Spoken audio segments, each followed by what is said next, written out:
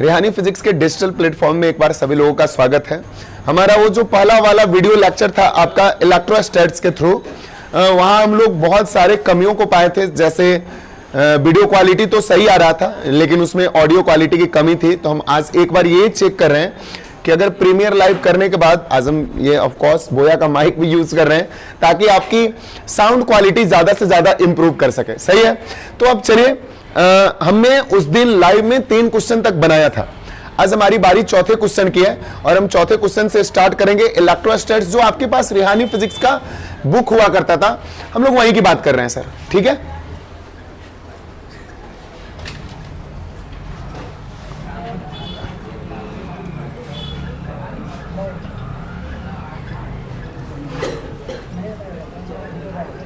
यार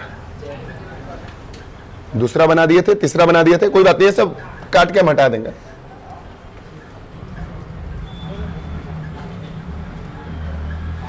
हम लोग ना 3 क्वेश्चन तक कंप्लीट कर लिए हुए थे। आज हमारा चौथा क्वेश्चन आपको आपके सामने दिख रहा होगा। जो ये तीसरा क्वेश्चन आप बनाए थे H2O वाला कि बताइए तो 10 ग्राम H2O में टोटल नंबर ऑफ इलेक्ट्रॉन और प्रोटॉन कितने थे। सामने देखना है आपको, एक क्वेश्चन है, एक copper atom consist of copper nucleus surrounding by 29 electron. बोल रहा है कि एक कॉपर न्यूक्लियस है, एक कॉपर का एटम है जो कॉपर न्यूक्लियस के कंसिस्ट करता है और उसके पास 29 इलेक्ट्रॉन है। कितने इलेक्ट्रॉन है? यानी पक्का इसका प्रोटॉन की संख्या भी 29 होगी। किसी एटम में जितना इलेक्ट्रॉन होता है उतना ही क्या है?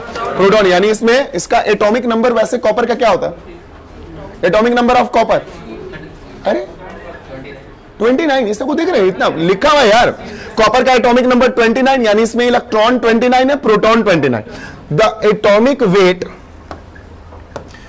Atomic weight of copper is 63.5 ग्राम। अब हम पहले वाले क्वेश्चन में क्या करते थे, पहले हमको लिखता था कि अच्छा बताइए तो 10 ग्राम 18 ग्राम वाटर में, 18 ग्राम वाटर में, याद कीजिएगा तीसरा वाला जो क्वेश्चन था कि 18 ग्राम वाटर में टोटल इलेक्ट्रॉन और प्रोटॉन की संख्या, सॉरी 180 ग्राम वाटर में।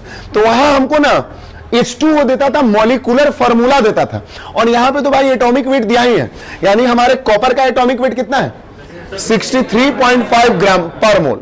Late us now take 2 piece of copper. अब हम क्या किए कि कॉपर का 2 पीस लिए, इच ऑफ वेट 10 ग्राम और हर एक का वेट कितना है? 10 gram. And transfer 1 electron from 1 piece to another for every 1000 atom in that piece. सबसे पहले हम क्या करते हैं, थोड़ा सा ध्यान देना, हम क्वेश्चन को ऊपर कर सकते हैं। क्या कर सकते हैं? इसमें सबसे बड़ा दिक्कत यही है, एटॉमिक वेट बराबर एवोगाड्रो नंबर लिख सकते हैं। क्या लिख सकते हैं? एटॉमिक वेट बराबर, उस समय मॉलिक्यूलर वेट लिखते थे तो वहां पे मॉलिक्यूल होता था H2O, आज एटम है भाई। एटॉमिक वेट बराबर एवोगाड्रो नंबर हो गया। आप बताइए सर कितना इसका एटॉमिक वेट दिया हुआ है? नहीं, वेट 29 तो उसका इलेक्ट्रॉन है। 63.5 ग्राम बराबर एवोगाड्रो नंबर क्या होगा? 6.02 इंटू 3 भी लिख सकते हैं, इंटू 10 टू द पावर हो गया। यानी कि 63.5 ग्राम में इतना मॉलिक्यूल या इतना एटम, 63.5 ग्राम में इतना एटम, इसीलिए 1 ग्राम में कितना एटम? क्या करेंगे? 1 मिनट सर, 1 ग्राम में कितना हो जाएगा? 6.02 into 10 to the power 23 by 63.5 gram. इसीलिए 2 ग्राम में 2 से गुना 3 ग्राम में। क्वेश्चन ऊपर चला गया, हम थोड़ा यहां से देख लें। और इसीलिए कितना ग्राम दिया पता है आपको? 10 ग्राम में। कितना ग्राम में? तो 10 ग्राम से इसको 10 से मल्टीप्लाई कर सकते हैं। अब हमारा ये हो जाएगा, थोड़ा सा इसको हम सॉल्व कर लें तो आपका आएगा 9.45 into 10 to the power 22 number of copper atom in a piece. एक पीस में number of copper atom in a piece, number of, ये वाला दिख रहा है क्या? देखिए तो ये छोटा वाला भी है? कलर चेंज करके देखेगा।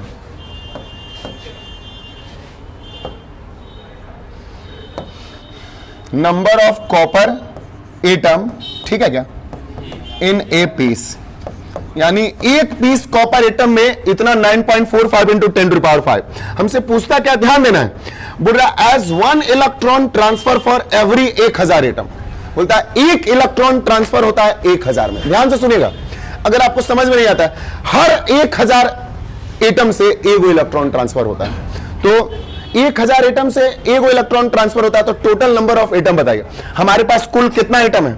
9.45 इंटू 10 टू द पावर 22। और इसमें से, इसमें ऐसा नहीं बोल रहा कि हर एक एटम 1 इलेक्ट्रॉन ट्रांसफर कर रहा है। मेरी बात को सुनिएगा, अगर हम आपको बोले कि हमारे पास ना 200 बिस्किट है, कितना है? अगर हमारे पास 200 बिस्किट है, हर 5वां बिस्कुट ना सरा हुआ निकलता है, तो कुल सरे हुए बिस्कुट की संख्या बताइए। तो क्या किया? 200/5। बहुत अच्छा, 200/5 यानी कुल सरा हुआ बिस्कुट कितना है? 40। हमारे पास इतना एटम है, हमारे पास मान लिए 9.45 into 10 to the power 22 atom है, और बोल रहा है पता क्या, हर एटम से 1 इलेक्ट्रॉन नहीं निकलता, जो भी 1000वां एटम होता है, 1000वां एटम से 1 इलेक्ट्रॉन निकलता है। तो total number of transfer of electron, total number of transfer, क्या? ट्रांसफर इलेक्ट्रॉन क्या हो जाएगा पता है आपको? 9.45 इंटू 10 टू द पावर 22 अब बाई 1000 होगा। अच्छा, ये 1000 10 के पावर 3 है। अब हम इसको ऊपर ले जाएंगे तो क्या हो जाएगा? यानी 9.45 इंटू 10 टू द पावर, ये 10 का पावर -3, 10 टू द पावर -19, यानी कितना इलेक्ट्रॉन ट्रांसफर हुआ? 9.45। ओके सब देख लिया, गलती से लिखा गया। 9.45 इंटू 10 टू द पावर 19 हो गया। तो इतना इलेक्ट्रॉन ट्रांसफर किया है, ध्यान से। तो क्वेश्चन क्या पूछ रहा है पता है? What will be the charge on 2 piece of copper. तो चार्ज निकालना है। टोटल नंबर ऑफ इलेक्ट्रॉन पता चल गया, Q बराबर N होता है, N पता है, 9.45 इंटू 10 टू द पावर 19 हो गया। E का मान 1.6 into 10 to the power -19 coulomb, जो भी हो गया आपका +90 -90 कैंसिल हो जाएगा। 9.45 में 1.6 से मल्टीप्लाई कर लेंगे, आ जाएगा। समझे हैं कि नहीं? एक बार अच्छे से ध्यान देना है। हम क्वेश्चन देख रहे हैं सर, क्वेश्चन एक्चुअली ये बड़ा था इसलिए स्क्रीन नहीं मिल पा रहा था। बोल रहा है copper atom consist of copper nucleus. हमारा जो कॉपर एटम है वो क्या कंसिस्ट करता है? कॉपर का न्यूक्लियस सराउंडिंग बाय 29 इलेक्ट्रॉन, उसके चारों ओर कितना इलेक्ट्रॉन है? The atomic weight of copper is 63.5। पहले मॉलिक्यूलर वेट रहता था हमारा तीसरे क्वेश्चन में, आज हमारा एटॉमिक वेट है। एटॉमिक वेट बराबर एवोगाड्रो नंबर। कितना एटॉमिक वेट है भैया? 63.5 ग्राम बराबर 6.02 इंटू, यानी इतना ग्राम में इतना एटम, तो 1 ग्राम में, तो 10 ग्राम में 10 से गुना कर दिया, यानी टोटल नंबर ऑफ एटम निकल गया 1 कॉपर पीस में। और बोल रहा है हमारे पास नंबर ऑफ एटम इतना है, यानी कि बोलता है कि 1000 में ना, 1000 एटम में, ये एटम की संख्या है कितनी है? बोलता है हर 1000वां एटम, कैसे बोले कि हमारे पास ना 500 बिस्किट है। हमारे पास कितना बिस्किट है? लेकिन हर 5वां बिस्कुट सरा हुआ है। तो आप क्या किए? कुल सरे हुए बिस्कुट की संख्या निकालिए। तो क्या करते थे? 500/5। हमारे पास कुल कितना आइटम है? 9.45 इंटू 10 टू द पावर 22। हमसे पूछ रहा है कि आप ये बता दीजिए कि आपके पास जितना आइटम है ना, उतना आइटम है 1000वां आइटम, पहला नहीं, दूसरा नहीं, तीसरा नहीं, 100वां नहीं, 999। जब 1000वां आइटम आता है तो 1 इलेक्ट्रॉन ट्रांसफर कर दिया। फिर 1000 में आता है 1 इलेक्ट्रॉन, फिर 1000 में आता है। तो बताइए तो इलेक्ट्रॉन कितना ट्रांसफर किया? क्या किए? हमारे पास number of atom, number of biscuit अब बटा यस बाई 1000, यानी आपके पास कितना इलेक्ट्रॉन ट्रांसफर हुआ? 9.45 इंटू 10 टू द पावर -90। अब क्यू बराबर क्या होता है? N पता है, E पता है, आंसर डन। चलिए आते हैं नेक्स्ट क्वेश्चन की ओर। हमारा 5वां क्वेश्चन एकदम हलवा क्वेश्चन है। हलवा मतलब इसमें कुछ भी नहीं है। Calculate the force of electrostatic of attraction. बोलिए ना, यहां पे खुल के बोल दिया कि आपको ना अट्रैक्शन निकालना। पता है क्यों बोला ये अट्रैक्शन निकालने के लिए? बिकॉज इसके पीछे सबसे बड़ा रीजन क्या है कि यहां पर ना हमको क्या निकालना है? Calculate the force of electrostatics of attraction force between a proton and an electron. एक इलेक्ट्रॉन है और एक क्या है? प्रोटॉन है, separated by a distance of 10 to the power -24। यहां पे एक प्रोटॉन है, क्या है? यहां पे एक इलेक्ट्रॉन है इसके बीच का डिस्टेंस r है। हलवा क्वेश्चन है सर। अब बताइए तो चार्ज ऑन प्रोटॉन कितना होता है? चार्ज ऑन प्रोटॉन भाई साहब कुछ नहीं है, इसको Q1 कर दें plus 1.6 into 10 to the power minus 19 coulomb. आप बता दीजिए चार्ज ऑन इलेक्ट्रॉन कितना होता है? चार्ज ऑन इलेक्ट्रॉन होता है माइनस Q2 कर दें इसको minus 1.6 into 10 to power minus 19 coulomb. अब हमारा क्वेश्चन R दिया हुआ है, R कितना है भैया? 8 into 10 to power minus 14 electrostatic. अच्छा बताइए कि इस फोर्स में अट्रैक्शन होगा या रिपल्सन? पता है अट्रैक्शन होगा। क्यों अट्रैक्शन होगा? एक प्लस और दूसरा, इसलिए ये बोल रहा था कि आप भाई साहब ये निकालिए। अब क्या हो गया? F equal to K Q1 Q2 और by R square. Thank you बस। तो इससे हलवा क्वेश्चन क्या होगा? F equal to 9 into 10 to power into चुप रहेगा Q1 1.6 into 10 to power minus 19 Q2 minus 1.6 into 10 to power minus 90 और बाई बीच का डिस्टेंस कितना है? 8 इंटू 10 टू पावर माइनस 14 का होल स्क्वायर। बस आपको सॉल्यूशन करना है, सॉल्यूशन हम नहीं करने वाले हैं सर। माइनस 3.6 आएगा, बच्चे का डिमांड है सॉल्यूशन कर दीजिए। ध्यान दीजिएगा सबसे पहले क्या करते हैं 1.6 इंटू 1.6 16 में 16 से मल्टीप्लाई कीजिए कितना होगा? 9 गुने कितना होगा? कितना? 2.56 होगा। ध्यान देते रहेगा 10 to power minus 19 10 to power minus 19 10 to power minus 38 में से 9 गया 10 टू पावर माइनस 29। आराम से रुके, कोई दिक्कत नहीं। ये हो जाएगा आपका 8 को 8 टाइम मल्टीप्लाई कीजिएगा तो 8 64 अगुने 10 to power minus 14 into 10 to power minus 14 whole square है 10 टू पावर 28 होगा। चलिए कोई ना, ये दशमलव हटा दूं नीचे 100 आ जाएगा, 10 के पावर 2 कर दें, अरे होगा। तो ध्यान दीजिएगा सर। आते हैं नेक्स्ट क्वेश्चन की ओर। क्वेश्चन नंबर है हमारा 6। बड़ा आसान क्वेश्चन है, कुछ भी नहीं है, बस आपको ध्यान देना है।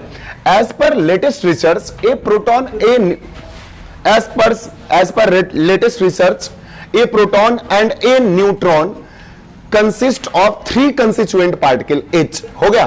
if 2 type of constituent particle is denoted by X, अब 2 टाइप का कंस्टिट्यूएंट पार्टिकल है, एक है X जिसपे चार्ज है प्लस 2e/3 और दूसरा है Y जिसपे चार्ज है माइनस e/3। ध्यान देने वाली बात है, ये बता रहा है कि एक लेटेस्ट रिसर्च में ये जो पता चला है कि एक को प्रोटॉन और एक न्यूट्रॉन से मिलकर कोई पार्टिकल बना है। समझ रहे हैं? क्या एटम और पार्टिकल समझते हैं? The combination of atom is called particle या मॉलिक्यूल। हमारा एक कण है, हमारे पास जो कण है वो किससे मिलकर बना है? एक प्रोटॉन से और एक न्यूट्रॉन से, लेकिन उसमें कंस्टिट्यूएंट पार्टिकल 3 है। कंस्टिट्यूएंट पार्टिकल मतलब 3 समझते हैं? हो सकता है तीनों प्रोटॉन हो सकता है तीनों क्या हो? न्यूट्रॉन हो। न्यूट्रॉन है ना? हाँ अच्छा है। हो सकता है तीनों प्रोटॉन हो सकता है तीनों न्यूट्रॉन हो, या ये भी हो सकता है 2 प्रोटॉन हो 1 न्यूट्रॉन हो, 2 इलेक्ट्रॉन हो 1 न्यूट्रॉन, कुछ भी हो सकता है, लेकिन बना किससे? प्रोटॉन से और न्यूट्रॉन से। 3 है उसमें कंस्टिट्यूएंट पार्टिकल में। बोल रहा है एक ना पार्टिकल एक्स है, एक कंस्टिट्यूएंट पार्टिकल क्या है? एक्स पे भैया चार्ज कितना है पता है आपको? एक्स पे चार्ज है, ब्लैक इज बेटर, एक्स पे चार्ज है, ध्यान दीजिएगा, एक्स पे चार्ज है प्लस 2e/3 है, प्लस 2e/, एक्स पे चार्ज है आपका प्लस 2/3e यानी 2e/3। ठीक है। दूसरा बोल रहा है वाई पे जो चार्ज है, देखिएगा वाई पे कितना चार्ज है पता है? माइनस 1e/3 का मतलब e/3। क्लियर? अब बोल रहा है together with electron build up a matter, और ये इलेक्ट्रॉन मिलकर के एक मैटर बनाया है। Find a possible composition of proton and neutron. बोल रहा है कि आप पॉसिबल कंपोजिशन बताइए प्रोटॉन का। किसका? आप बताइए। प्रोटॉन पे चार्ज प्लस ही होता है, प्रोटॉन पे चार्ज।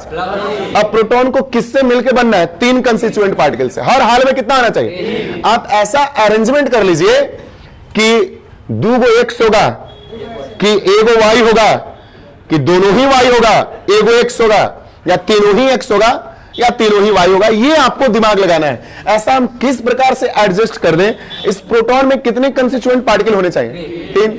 अब तीनों मिलकर के ऐसा कर दीजिए कि हमारा आ जाए प्लस ए। सोचिए आप, इमेजिन, दिमाग लगाना है, तीनों मिलकर हम ऐसा क्या कर दें कि हमारा प्लस ही आ जाए। तो हम देखें, दूगो एक्स ले लें, आइए वो वाई लीजिए, चेक करते हैं कि आता है कि नहीं। दूगो एक्स, 2e/3 फिर 2e/3 होगा, अब माइनस e/3 सॉल्व कीजिए ना, एलसीएम ले लेंगे, कितना हो जाएगा 3, 4e, अब माइनस ए की 3 से 3 आ गया। सर क्लियर है? यानी कि हमारा प्रोटॉन किससे बना है? प्रोटॉन बना x प्लस वाई से ना, xxy से। प्रोटॉन किससे बना? अब हमारा दूसरा क्वेश्चन है, ये तो ए हम कर लिए, यहां बी देखिएगा सर। बी बोल रहा है find the possible composition of neutron चाहिए हमको, न्यूट्रॉन। तो हमको पता है न्यूट्रॉन पे कितने चार्ज होते हैं, 0। अरे न्यूट्रॉन पे तो कोई चार्ज ही नहीं होता है, न्यूट्रॉन पे चार्ज होता है क्या? अब आप दिमाग लगाइए कि हम क्या रख दें कि 0 आ जाए। तो हमको तो दिख रहा है भैया, दूगो वाई या एगो एक्स, दूगो वाई एगो एक्स रखे ना, रखेंगे वाई प्लस एक्स। तो चेक करते हैं, y minus e/3 plus x 2e/3। Solve करके चेक कर लीजिए 0। बात समझ में आया है? एक बार क्वेश्चन देखिएगा, एक लेटेस्ट रिसर्च में ये पता चला कि एक प्रोटॉन और एक न्यूट्रॉन ना कंस्टिट्यूएंट पार्टिकल है, consist of 3 constituent particle each. If 2 type of constituent particle कितने प्रकार के हैं? अरे if 2 type of constituent constituent particle 2 ही प्रकार के हैं। एक को डिनोट किया गया x से, जिसपे चार्ज है प्लस 2e/3, एक को डिनोट किया गया y से, जिसपे चार्ज है minus e/3। Together with electron build up the matter, और मिल करके एक मैटर बनाया। लेकिन हमको बोल रहा है तो बताइए पॉसिबल कंपोजिशन, कंपोजिशन मतलब किस चीज से वो बना है। आप पॉसिबल कंपोजिशन बताइए प्रोटॉन पे। प्रोटॉन को कितने कंस्टिट्यूएंट पार्टिकल से मिलाकर बनाना है? 3। न्यूट्रॉन को कितने कंस्टिट्यूएंट पार्टिकल से बनाना है? आप बताइए प्रोटॉन पे प्लस ही चार्ज होता है। हम ऐसा क्या कर दें x और y के कॉम्बिनेशन से कि प्लस e आ जाए। तो हम 2x ले लिए और एक क्या ले लिए, हम ऐसा क्या कर दें कि न्यूट्रॉन पे चार्ज कितना होता है, 0, कि 0 आ जाए। तो 2y ले लिए और एक x ले लिए। ठीक है सर, आगे वाला क्वेश्चन देखिएगा, ये और आसान है सर, ध्यान देना है सर। सिर्फ हम इस लड़का के चक्कर में पागल हैं, इसके चक्कर में चलने दीजिएगा। हाँ तो रे राहुल बारे दिमाग दही बना कर रखा हुआ है। देखिएगा सर, द फोर्स, चुप रहिए, द फोर्स बिटवीन 2 इलेक्ट्रॉन। ओहो, मतलब आप ये समझ जाइए कि इसमें कोई लेवल नहीं है। और ये वाला क्वेश्चन IIT का नहीं है सर, नचाए जाइएगा, ये बोर्ड लेवल का भी नहीं है, बस ये आपके बेसिक के लिए। हम ये बता रहे हैं the force between 2 electron when placed in air is equal to 0.5 time to the mass of an electron, sorry to the weight of an electron। तो बोल रहा है find the distance between 2 electron। बोल रहा है आपके बीच में 2 इलेक्ट्रॉन है। कितना इलेक्ट्रॉन है? दोनों इलेक्ट्रॉन पे जो फोर्स लग रहा है वो पता है किसके बराबर है? इलेक्ट्रॉन के वेट के 0.5 गुना। कितना गुना? तो यहां पे ध्यान देना है सर, बस ध्यान दीजिए। इन कलर के चक्कर में थोड़ा सा परेशान है कि अच्छा कोई कलर मिल जाए ना। हो गया, देखिएगा ना, यहां पे एक इलेक्ट्रॉन है E, यहां पे एक इलेक्ट्रॉन है E। मुझे नहीं पता इसके बीच का डिस्टेंस, यही R निकालना है। F बराबर क्या होता है? K Q1 की जगह पर माइनस E, इलेक्ट्रॉन है, Q2 की जगह पर माइनस E है। बीच का डिस्टेंस ये वाला जो कर रहा है, इस पे जो फोर्स लग रहा है इलेक्ट्रॉन के वेट के 0.5 टाइम ज्यादा है, ये 0.5 टाइम के बराबर है। तो इसका जो फोर्स है 0.5 इंटू वेट ऑफ इलेक्ट्रॉन। बढ़िया है सर, आराम से बराबर क्या लिख सकते हैं? वैसे भी ये माइनस माइनस कैंसिल, ke² बढ़िया सर, ध्यान दीजिएगा। यानी पहले यही लिख देते ke² इक्वल टू क्या हो जाएगा? 0.5 इंटू mg होता है, किसी भी चीज का वेट क्या होता है? mg। k का मान 9, ध्यान दीजिएगा, 9 इंटू 10 टू द पावर। इसको हम क्या करते हैं ना, ध्यान दीजिएगा, प्लीज बात मत कीजिए। हम इसको क्या करते हैं कि r² equal to ke² 0.5 into m g लिख सकते हैं। अब आप मान डाल सकते हैं सर, आर बराबर रूट में डाल दूं, के का मान 9 into 10 to the power 9, E का मान 1.6 into 10 to the power minus 19 का होल स्क्वायर। वैसे भी माइनस होता है, माइनस माइनस को हम प्लस कर चुके हैं। चलिए ध्यान दीजिएगा, 0.5 भाई साहब mass of electron 9.1 into 10 to the power minus 31 K G, और जी का मान 9.8। माने तो आप 10 भी ले सकते हैं। जी का मान क्या हो गया 9.8। कोई दिक्कत है तो बोल दीजिए, जोड़ घटाव करें हम बैठ के। सर एक बार फिर से ध्यान देना है, बोल रहा है कि आपके पास the force between two electron, दो इलेक्ट्रॉन के बीच में लगने वाला force when placed in air. अच्छी बात है, एयर और वैक्यूम के लिए के बराबर 1/4 एप्सिलॉन नॉट होता है। बाकी कुछ और रहेगा तो सर हमारे लिए पंगा हो जाएगा। उस जो फोर्स है दो इलेक्ट्रॉन का, वो हर हाल में 0.5 time to the weight of an electron. उस दोनों इलेक्ट्रॉन पे जो फोर्स लग रहा है ना, है इस दोनों इलेक्ट्रॉन पे जो फोर्स लग रहा है वो किसके बराबर है, इलेक्ट्रॉन के वेट के 0.5 गुना। वही क्या है, ए बराबर के Q1 Q2 बाई एफ, तो भैया 0.5 times wait of an electron. और किसी भी चीज का वेट क्या होता है mg, लिख लीजिए। गौरव ध्यान देना है, तो दुनिया के सबसे महान लोगों में से हैं आप। सर हमारा तो सुन ले कम से कम, जिंदगी भर तो सारा जिंदगी तो राहुल का ही सुनना है। राहुल स्माइली हो गया भाई, ध्यान दीजिएगा। राहुल माफ कीजिएगा, ओ साई राम मुझे माफ करना, तुझसे पहले लूंगा अपने बच्चों का नाम। यस, बच्चे से सब ज्यादा, मतलब मेरे बच्चे से ज्यादा कुछ है मेरे लाइफ में, कुछ है भी नहीं। 2 extremely small charge copper sphere, 2 extremely मतलब बहुत छोटा, एक्सट्रीमली मतलब चार्ज कॉपर स्फीयर है, have their centre separated by a distance of 50 centimetre. और दोनों का सेंटर कितना सेपरेट है, यानी दोनों की सेंटर से सेंटर की दूरी 50 सेंटीमीटर। वैसे कोलंबियन फोर्स क्या है, क्या कोलंबियन फोर्स इलेक्ट्रोस्टैटिक फोर्स है, सेंट्रल फोर्स है, या दोनों है, या एक है? सेंट्रल फोर्स है। हम जब भी किसी चार्ज का डिस्टेंस मेजर करेंगे तो इलेक्ट्रिक फोर्स तो है ही, इलेक्ट्रोस्टैटिक फोर्स, साथ साथ ये सेंट्रल फोर्स भी। तो बोलता है 2 कॉपर का स्फीयर है, हम यहीं पे कर लें इसको, ध्यान दीजिएगा सर। 2 कॉपर का स्फीयर है, यहां से दिख रहा है, हमारा इतना में जगह में काम चला लेना है। 2 कॉपर का स्फीयर है, एक स्फीयर यहां पे है Q1 एक्सट्रीमली स्मॉल है, एक कहां है यहां पे Q2, हो गया। Have their centre separated by a distance of 50 centimetre. इसकी आर कितनी है, what is the natural force of electrostatic repulsion if charge on each, दोनों पे चार्ज दिया हुआ है, तो भैया इसमें क्या है, ए बना रहे हैं, ए का सॉल्यूशन यही कर देते हैं, एफ इक्वल टू के Q1 Q2 by are square. F के जगह पे 9 into 10 to the power 9, Q1 Q2 both are same, दोनों पे तो हम डायरेक्ट लिख दें 6.5 इंटू 10 टू द पावर -7 का होल स्क्वायर। अब बीच का डिस्टेंस भैया दिया हुआ 50 सेंटीमीटर, 0.5 का होल स्क्वायर, आंसर। अरे नहीं हो गया, दूसरा देखते हैं क्या बोल रहा है। Question number B, what will be the force of repulsion. अब बताइए फोर्स ऑफ रिपल्सन क्या होगा। पहला, इसमें 2 ऑप्शन दिया हुआ। पहला, the charge on each sphere is double and their separation is half. हम क्या किए कि अब बताइए फोर्स ऑफ रिपल्सन। ये बहुत आसान क्वेश्चन है, एक मिनट चुप रहिए। अरे 50 सेंटीमीटर है बीच का डिस्टेंस, सेंटीमीटर को मीटर में बदलेंगे 50/100। बोल रहा है कि अब बताइए फोर्स क्या होगा कि हम चार्ज को दुगुना कर दिया, यानी अब क्या था, क्या हो गया Q1 डैश Q2 डैश बराबर, देखिएगा क्या हो गया दुगुना ना, 2 into 6.5 into 10 to the power -7। अगर हम इसको सॉल्व कर ले, 5 2 10 6 12 13 into 10 to the power minus कितना 7 कोलम।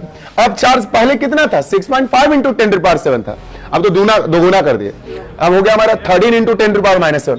और दूरी क्या किया पता, आधा कर दिया, यानी 50/2, 25 सेंटीमीटर में है, 0.25 सेंटीमीटर मीटर।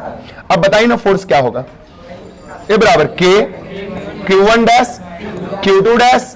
अब भाई साहब अब बनाए हम इसको 9 into 10 to the power 9, Q1 और Q2 both are same, 13 into 10 to the power -7 का होल स्क्वायर। अब भाई 0.25 का होल स्क्वायर, आंसर। दूसरा पूछता है, प्लीज बोल रहा है कि the 2 sphere are placed in water. याद है, अब हम 2 स्फीयर को पता है कहां रखें, थोड़ा सा इसको ऊपर कर देते हैं, ध्यान दीजिएगा सर, कोई नहीं, एक मिनट ध्यान दीजिएगा।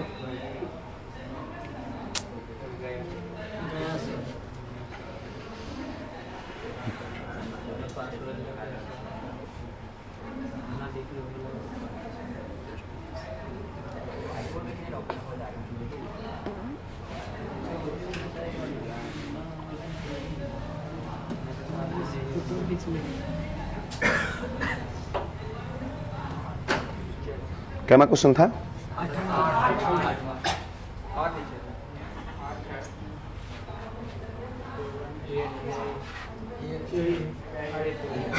चलिए ध्यान दीजिएगा आगे सर। कोई दिक्कत नहीं। अब बोल रहा है two sphere are placed in water. अब हम दोनों स्फीयर को कहां डालें? हम आपको पढ़ाने वाले हैं सर। हमारा पहला हो गया, पहला का ए हो गया, ये हमारा दूसरा का बी का पहला हो गया, अब बी का दूसरा देखेगा। अब आप दोनों स्फीयर को कहां डाले हैं? हम आपको एक्चुअली पढ़ाए थे F = 1/4 pi epsilon not into के। आप भूल रहे हैं सर?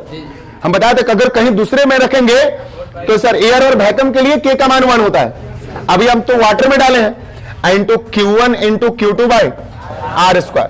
जो भी आंसर आएगा उसको अगर हम 80 से, के का मान 80 है, 80 से डिवाइड कर देंगे तो नहीं हो जाएगा। अगर आप इसको सॉल्व कीजिएगा ना तो आपका आंसर आने वाला है, पता है क्या? एक minute sir, 1.521 into 10⁻²। 1.521 into 10⁻² Newton आएगा। अगर हम जितना आया है उसको, अरे भैया फिर से इसको सॉल्व करेंगे तो 1/k कर दें, इंटू लिख सकते हैं 1/4 pi epsilon not into Q1 dash Q2 dash by R²। अभी इसको सॉल्व किए तो क्या आया हमारा? 1/k = 1.521 into 10⁻²। और k का मान कितना है? 80 है। k की जगह पर हम लिख सकते हैं 1.521 इंटू 10⁻² बाई 80। थोड़ा सा भी दिक्कत है तो बोलिए, क्या पहला में दिक्कत है? पहला बोल रहा था भाई दो चार्ज स्फीयर है, दोनों पे चार्ज सेम है। दोनों पे चार्ज क्या है? दोनों के बीच के सेंटर की दूरी क्या है? 50 सेंटीमीटर थी। कितनी दूरी थी? बोल रहा दोनों पे फोर्स बता दी। के Q1 भी 6.5 इंटू 10⁻⁷, Q2 भी 6.5 इंटू 10⁻⁷। बीच का डिस्टेंस कितना? 0.5 का होल स्क्वायर। दूसरा बोल रहा है कि अब बताइए क्या हुआ कि हम चार्ज को क्या कर दिए? दुगुना, और दूरी को कर दिए। भैया क्या लगा हुआ है? अरे कर दिए तो कर दिए। आप बोल रहा है कि अब बताइए कि नहीं, आप उसमें डाइलेक्ट्रिक कांस्टेंट वाटर डाल दिए। तो फॉर्मूला मेरा एक्चुअली ये होता है 1/4 पाई एप्सिलॉन नॉट इनटू के Q1 Q2 by 1/4 pi epsilon not Q1 Q2 by R² कितना आया था? 1.521 इंटू 10⁻²। इसको 80 से डिवाइड कर दिया, डन। हर्ष मतलब जब कम से कम आप जब तक आप लिखते रहते हैं हमको कोई दिक्कत नहीं रहता है सर। आप बीच में बात करते हैं, अभी भी कैमरा चल रहा है, कम से कम इतना ध्यान दीजिएगा। नेक्स्ट क्वेश्चन है the electrostatic force of a sphere of charge 0.8 into 10⁻⁶ coulomb. एक पे चार्ज कितना है? 0.8 into 10⁻⁻, due to another sphere. और दूसरे स्फीयर पे चार्ज कितना है? 0.4 इन वैक्यूम है, अच्छी बात है। फोर्स लग रहा है 0.1 न्यूटन। हम जानते हैं एक स्फीयर ये है, पहला स्फीयर है हमारा, एक स्फीयर 1 है। ये क्या है? पहला स्फीयर है। ये स्फीयर क्या है? दूसरा स्फीयर। यानी जितना F12 लगेगा, जितना पहला वाला स्फीयर दूसरे पे फोर्स लगाएगा, उतना ही ना दूसरा वाला पहले पे लगाएगा। बस इसका डायरेक्शन अपोजिट हो जाएगा। हालांकि उससे हमको कोई मतलब नहीं है। फोर्स कितना लग रहा है? 0.1। Calculate the second sphere due to the first sphere, कोई मतलब नहीं है। And find the distance. बोल रहा है calculate the force on the second sphere due to the first sphere. आप ना फोर्स निकालिए फर्स्ट स्फीयर के रिस्पेक्ट में दूसरे स्फीयर में, तो भाई वही फोर्स लगेगा। अरे एक स्फीयर दूसरे स्फीयर पे लगा रहा है तो बस जितना F12 लग रहा है उतना ही ना F21 लग रहा है। एक बार फिर से, the electrostatic force on A sphere of, एक पे चार्ज इतना, दूसरे पे चार्ज, यानी पहले वाले पे चार्ज कितना है? 0.8 इंटू 10⁻⁻6 कोलम हो गया। दूसरे पे चार्ज है 0.4 इंटू 10⁻⁻6 कोलम। ध्यान दीजिएगा, इन वैक्यूम। और बोल रहा है 0.1 न्यूटन। कितना फोर्स लग रहा है? यानी एक स्फीयर दूसरे स्फीयर पे फोर्स लगा रहा है। तो जितना F12 होगा उतना ही ना F21 होगा। तो दोनों तो बराबर है ना भैया। F12 बराबर है किसके? -F21 के। तो हमको तो पता है दोनों किसके बराबर है? 0.1 न्यूटन के। अगर ये 0.1 है तो वो भी 0.1 होगा, बस एक पॉजिटिव होगा और दूसरा। तब फोर्स तो निकल गया। सेकंड स्फीयर पे फोर्स यही ना है। निकाल के क्या कीजिएगा? आपको अगर आपकी इच्छा है तो सॉल्व कर लीजिए। अरे फोर्स तो निकल गया ना, जितना फोर्स F12 पे उतना ही फोर्स F21। अब बोल रहा है कि find the distance between them. अब डिस्टेंस निकाल दीजिए। F = K Q1 Q2 by F 0.K 9 into 10⁻, Q1 भाई साहब सब कुछ पता है। 0.8 into 10 to power -6, Q2 0.4 into 10 to power -6। अब भाई R नहीं पता, R स्क्वायर ऊपर जाएगा और ये नीचे आएगा। क्लियर है? ठीक है सर, थैंक यू। तो आज के लेक्चर के लिए बस इतना ही। हम कोशिश करते रहेंगे कि आपके लिए ज्यादा से ज्यादा लेक्चर आते रहे। गर्मी भी है, शुरुआत भी है, थोड़ा सा थ्रस्टी फील कर रहे थे। Bye, love you, good night.